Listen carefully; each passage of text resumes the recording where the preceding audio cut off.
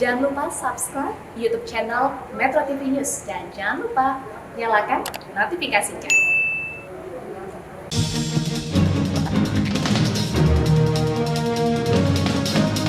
Terima kasih pemirsa, Anda masih bersama kami di Editorial Media Indonesia. Bang Gauden, sebelum kita berdiskusi, Bang, kita coba mendengarkan dulu bagaimana pandangan dari Komisi Kejaksaan Republik Indonesia. Ada Ketua Komisi Kejaksaan Barita Simanjuntak yang sudah terhubung lewat saluran telepon. Pak Barita, selamat pagi. Selamat pagi Bung Leo, selamat pagi Bung Gauden. Salam sehat. Ya, salam sehat Pak Barita. Kalau melihat kebakaran, itu sesuatu yang biasanya di luar perkiraan. Pasti tidak ada yang mau tempatnya, rumahnya, gedungnya terbakar. Nah, kita melihat ini sementara ini adalah seperti itu. Tapi pertanyaannya adalah ada beredar di tengah masyarakat pemikiran bahwa wah ini jangan-jangan gedungnya sengaja dibakar karena sedang banyak kasus besar yang sangat strategis dan sangat sensitif yang sedang dipegang oleh Kejaksaan Agung. Kalau ini tidak dijawab dengan penyelidikan yang jelas, kan bisa berkembang liar. Menurut Anda bagaimana sebaiknya Kejaksaan Agung bersikap, Pak Barita? Ya, saya kira itu bisa disikapi secara proporsional aja dan profesional. Artinya sebagai lembaga penegak hukum yang memiliki kewenangan besar, wajar saja ada kritikan seperti itu, dan ini mesti dijawab lewat kinerja dan lewat konsistensi menegakkan hukum, menangani perkara-perkara yang disoroti publik dengan cepat dan baik. Itu saya kira menjawab itu semua. Dan yang kedua tentunya kita juga berharap agar penyidik kepolisian dapat melanjutkan dan melaksanakan tugasnya secara profesional dan terpercaya, sehingga berbagai spekulasi itu bisa dijawab lewat penyidikan yang profesional yang sudah dibentuk timnya. Saya kira itu lebih akurat dan lebih bisa dipercaya agar bisa menjawab berbagai spekulasi itu, Bung Leo. Ya, Pak Barita, Jaksa Agung kan sudah mengatakan bahwa gedung yang terbakar ini adalah gedung pembinaan sumber daya manusia. Jadi tidak ada berkas-berkas perkara baik pidana umum ataupun pidana khusus yang terbakar. Melihat apa akibat dari kebakaran ini, apakah kemudian cukup fair kalau kita minta kasus-kasus dipercepat atau memang kasus-kasus ini dibiarkan berlanjut seperti biasa karena juga butuh waktu untuk membuktikan dan segala macam ya. Bagaimana Pak Barita? Ya, karena kan ini tadi sudah mulai timbul adanya kecurigaan, adanya berbagai spekulasi, maka ini tidak bisa ditangani dengan cara-cara biasa, harus ditunjukkan keseriusan dan cepatnya penanganan itu. Sebab itulah yang bisa mempertahankan atau mengembalikan public trust itu. Sebab intinya di situ, Bung Leo. Kita memang melihat ini musibah, kita prihatin dengan kejadian ini, tetapi ini bisa menjadi satu semangat baru untuk membuktikan kepada publik bahwa kejaksaan tidak surut dalam menegakkan hukum.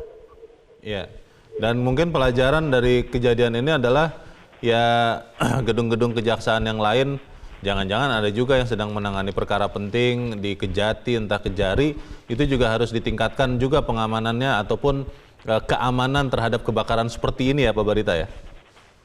Ya, itu yang kita sampaikan, perlunya emergency planning. Pertama adalah pemadaman tentu, dan kemudian yang kedua inventarisir dokumen-dokumen apa yang musnah, lalu bagaimana backupnya, lalu serentak dengan itu juga relokasi para staf pegawai yang kehilangan ruang kerjanya, bagaimana menempatkan itu, lalu penanganan pokok tugas-tugas perkara, dan berikut bagaimana pelayanan publik bisa berjalan, serta baru berikutnya evaluasi keseluruhan bagaimana sistem pengamanan gedung-gedung kejaksaan dan dokumen-dokumen penting di seluruh Indonesia. Saya kira itu emergency planning ya Bung Leo. Baik, kita tunggu sama-sama perkembangan dari kasus ini. Pak Barita Simanjuntak, terima kasih sudah bergabung bersama kami pagi ini. Selamat pagi.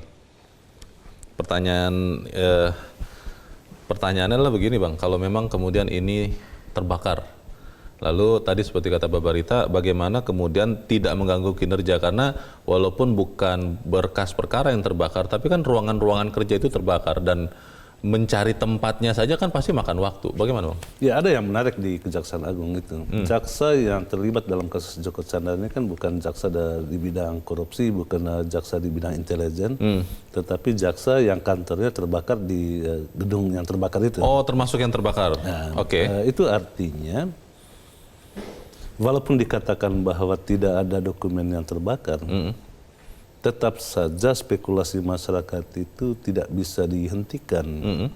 Memang jauh lebih bagus dan menurut saya jauh lebih strategis bagi Kejaksaan Agung kalau merelakan kasus yang melibatkan orang dalamnya itu diserahkan kepada KPK secara sukarela. Oh. Tidak perlu diminta oleh KPK. Ini terlepas dari kebakaran ini tentunya ya? Ya, terlepas dari kebakaran. Oh. Apalagi terjadi kebakaran. Oke. Justru itu semakin kuat dugaan bagi di kalangan masyarakat bahwa untuk kasus-kasus tertentu, apalagi yang melibatkan internal, mestinya ditangani oleh kejaksaan. Yeah. Meskipun kita harus jujur mengatakan bahwa tunggulah hasil penyelidikan kepolisian. Betul. Untuk mengetahui secara persis.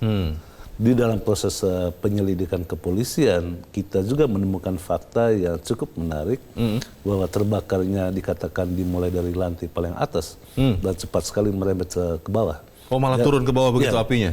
Biasanya itu kan api itu datang dari bawah ke atas ya. Iya. Ini dari atas ke bawah itu seperti air dia. Air itu kan dari tempat tinggi ke tempat rendah. Iya. Jadi api sudah dari tempat rendah ke tempat tinggi. Gitu api berperilaku seperti air ya, Bang Rajardi. Tapi kan kita memang tetap harus praduga tak bersalah. Pertanyaannya adalah begini, Bang Gaudens. Kalau kemudian ditemukan bahwa ini adalah benar-benar terbakar, tidak ada indikasi dibakar begitu. Apa efeknya kepada kinerja Kejaksaan Agung, karena ya paling sederhana kan mencari tempat kerja jaksa-jaksa yang ruangannya terbakar itu butuh waktu. Apalagi efeknya? Ya, Leo. Kalau Leo katakan praduga tak bersalah, saya justru menggunakan istilah praduga baik ya. Oh. Kalau kita praduga baik, dengan adanya terbakar, mestinya sih wajah-wajah pimpinan kejaksaan itu menampakkan seperti kecewa yang sangat-sangat mendalam ketika berkomunikasi dengan masyarakat, sehingga tergambar dan meyakinkan masyarakat memang terbakar di sana. Minimal ada suasana kaget begitu ya? Ya, ada suasana kaget dan ada suasana tertegun gitu kan. Tetapi kalau dalam suasana terbakar, di dalam komunikasi publik itu tidak mencerminkan kesedihan yang amat mendalam.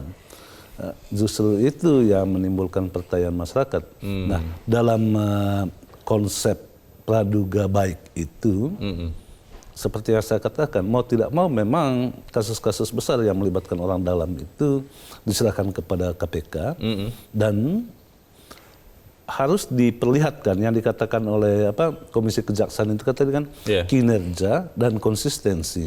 Nah, pada kinerja ini kita harus terus terang mengatakan belum sepenuhnya terlihat dengan baik ya. Oke, tapi pertanyaannya adalah kan biasanya setelah terbakar minimal kaget dulu begitu ya, sehingga itu bisa menahan kinerja para jaksa. Nah, kalau kemudian berharap bahwa Kejaksaan Agung akan mengajak KPK misalnya dalam beberapa kasus besar, apakah itu bisa dilakukan dalam situasi yang prihatin dan mengagetkan ini? Tapi kita harus jeda dulu, Bang Gaudens, dan pemirsa tetap bersama kami. Editorial Media Indonesia segera kembali.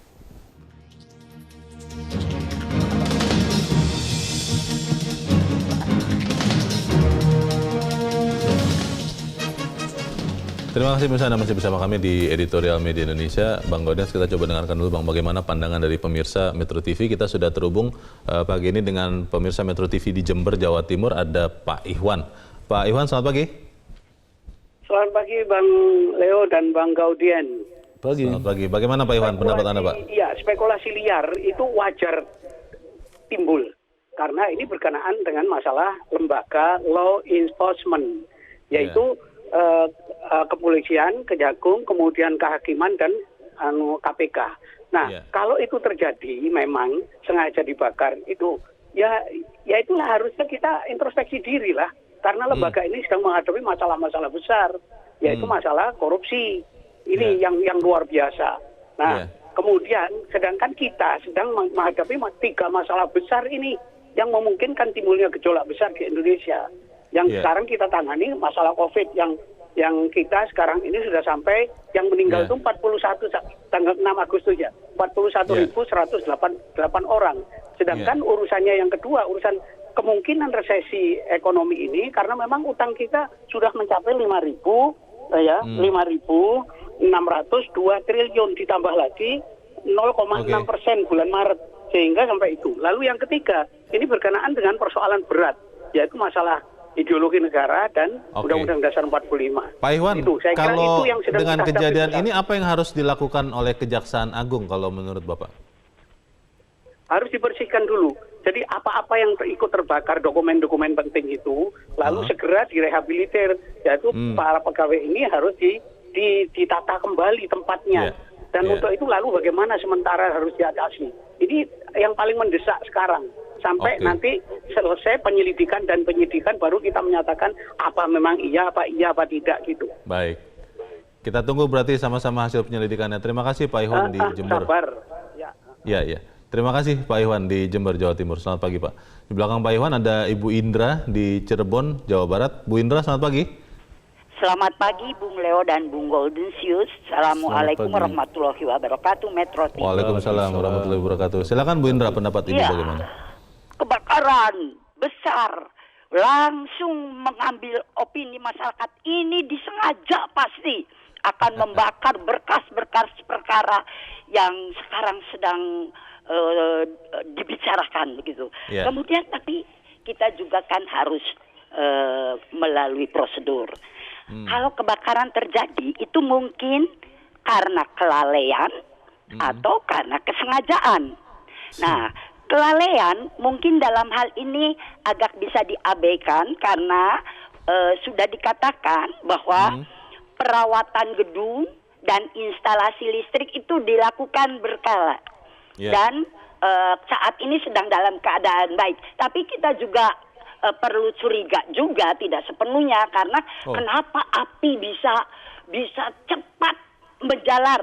Pasti ada sesuatu yang tidak beres katanya. Dan pengerahan 38 mobil pemadam kebakaran dengan ratus personilnya itu 12 jam itu bukan main-main. Nah, kemungkinan yang kedua adalah kesengajaan. Kesengajaan mungkin dari dalam di lembaga Kejaksaan Agung sendiri, mungkin dari luar.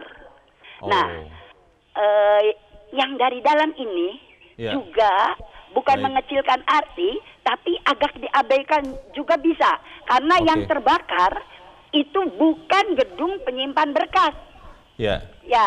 Nah, jadi kemungkinan keduanya dari luar. Ini siapa yang akan terlibat?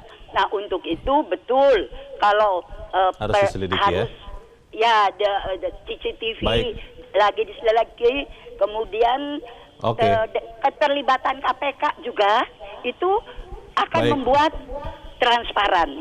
Baik, terima kasih Ibu Indra di Cirebon, Jawa Barat. Selamat pagi Bu. Di belakang Bu Indra ada Pak Nugroho di Jakarta. Pak Nugroho, selamat pagi. Selamat pagi. Halo. Selamat pagi Pak Nugroho. Ini kalau kebetulan berkali-kali itu jadi bukan kebetulan, tapi itu organized crime. Jadi kebakaran Kejaksaan Agung itu yang melibatkan polisi, melibatkan jaksa, melibatkan Mahkamah Agung.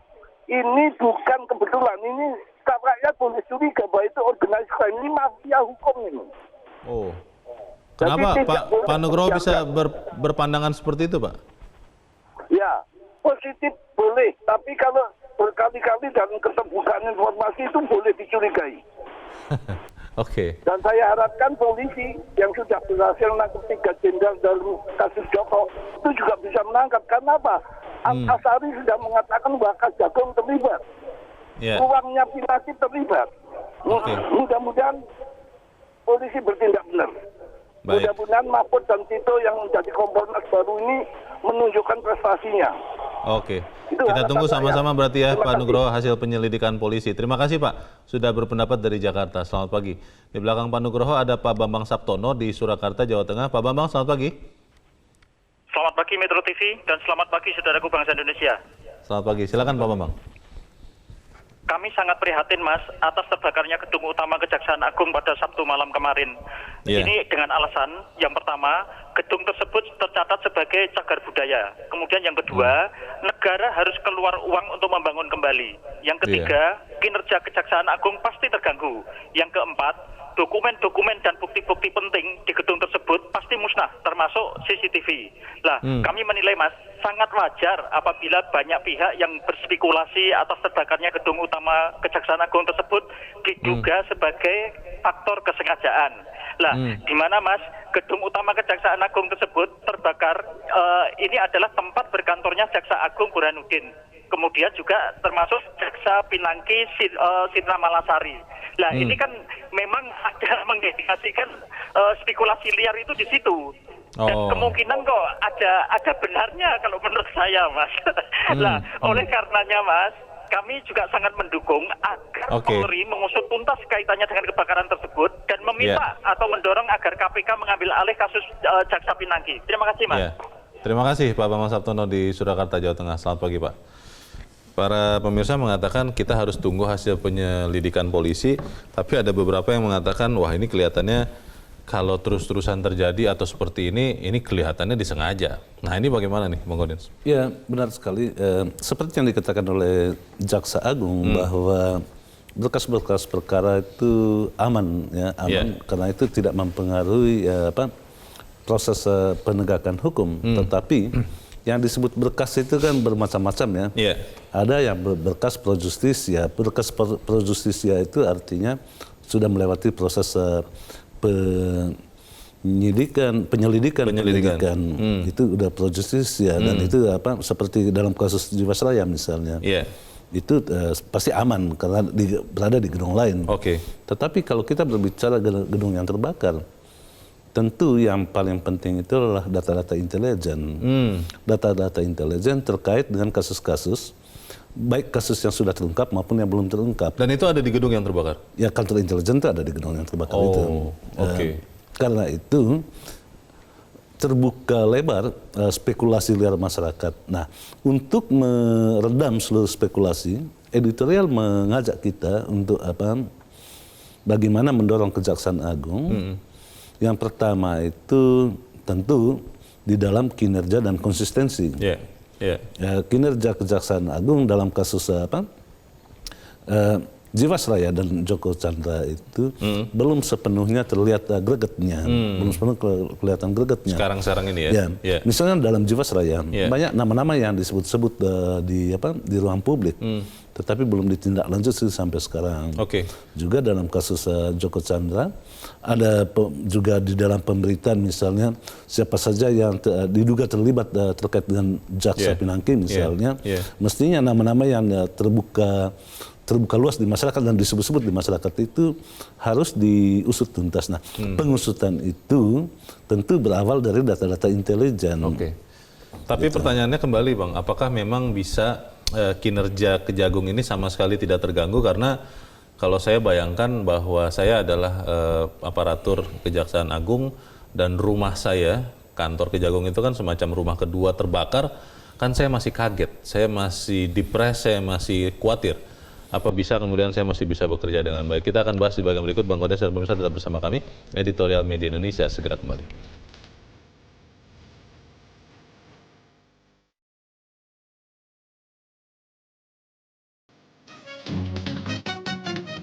Terima kasih pemirsa, Anda masih bersama kami di Editorial Media Indonesia. Kita di bagian akhir dari diskusi kita pagi ini.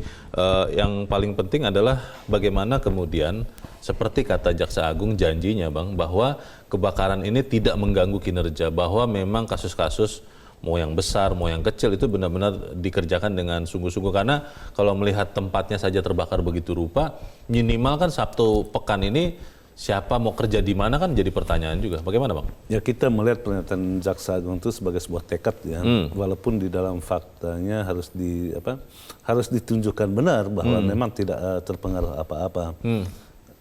Sedikit atau banyak tentu ada pengaruhnya.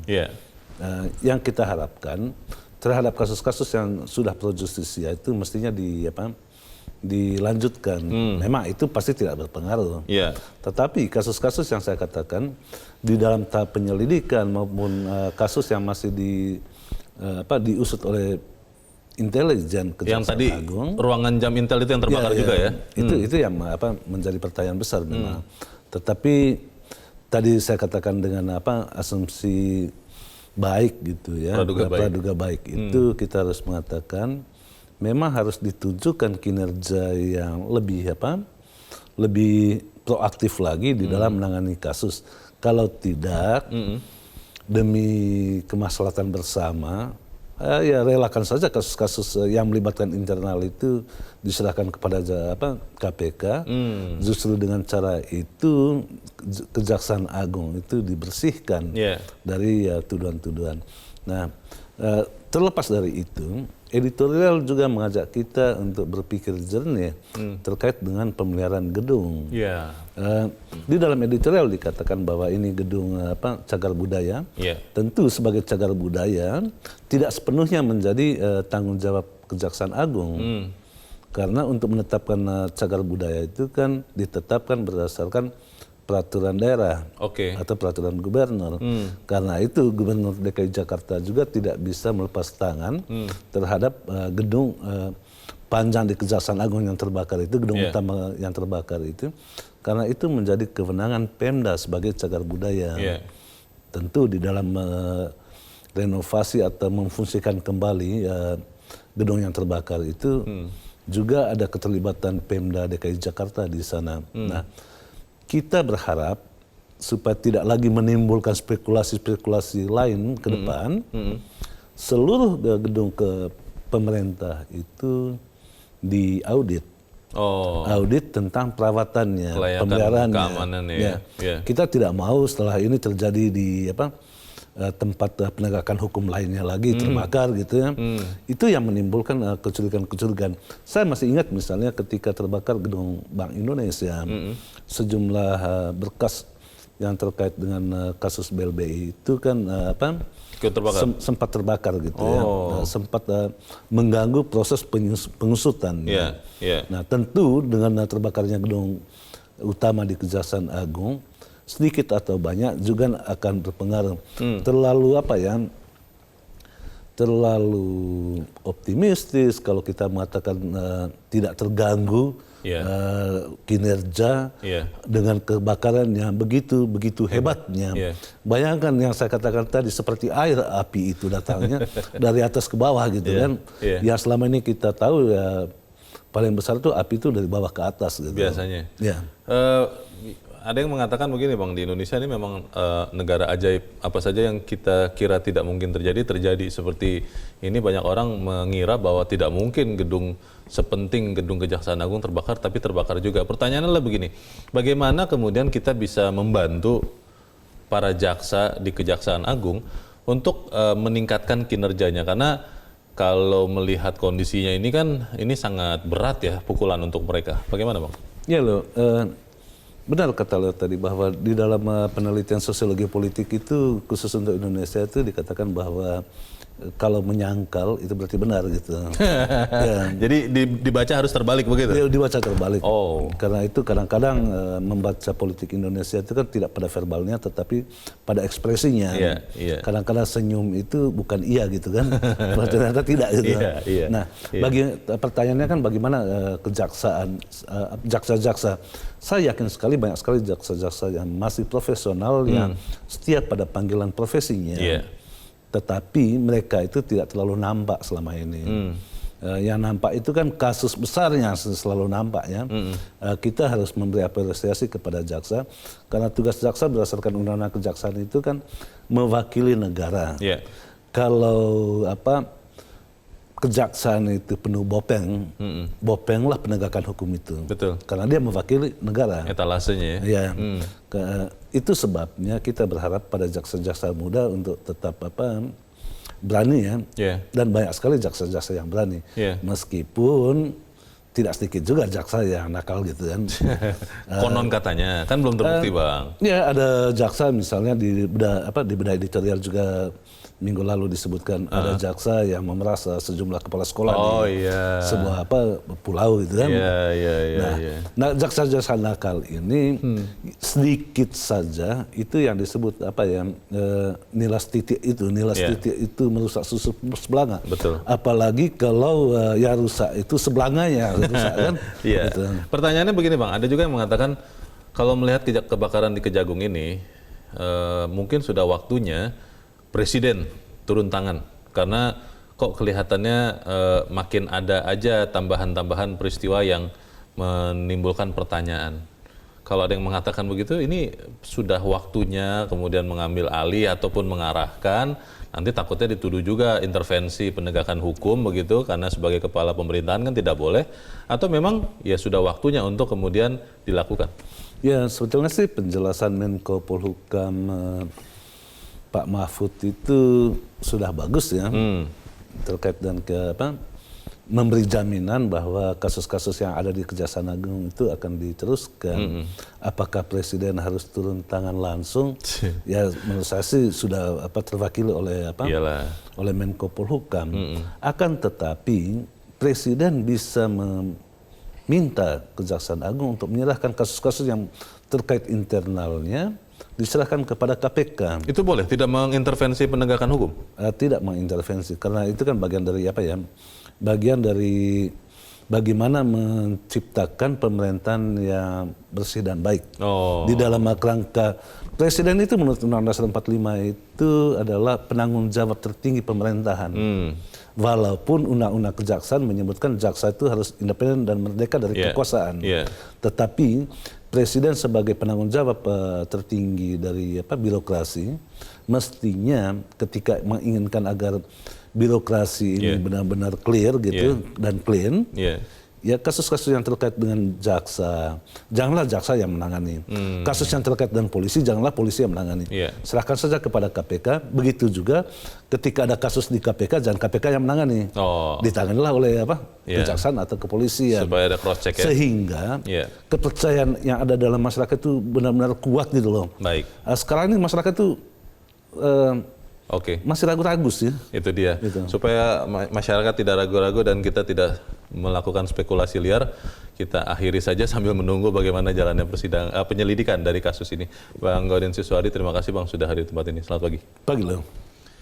Pemirsa, meskipun kebakaran bisa terjadi kapan saja, di mana saja, dan menimpa siapa saja, namun untuk bangunan sekelas Gedung Kejaksaan Agung, hal itu seharusnya bisa diantisipasi. Yang harus dilakukan saat ini adalah mengaudit total seluruh bangunan yang ada di Kompleks Kejaksaan Agung dan gedung-gedung pemerintahan lainnya. Audit ini diperlukan untuk tahu apakah pemeliharaan gedung sudah berjalan dengan benar atau belum. Karena kita tahu, tiap tahun dana pemeliharaan gedung selalu dikucurkan dari APBN. Semoga tidak ada lagi kebakaran yang terjadi di gedung pemerintahan agar tidak ada spekulasi liar yang berkembang di masyarakat. Saya Lona Samosir, terima kasih Anda sudah menyaksikan. Selamat pagi.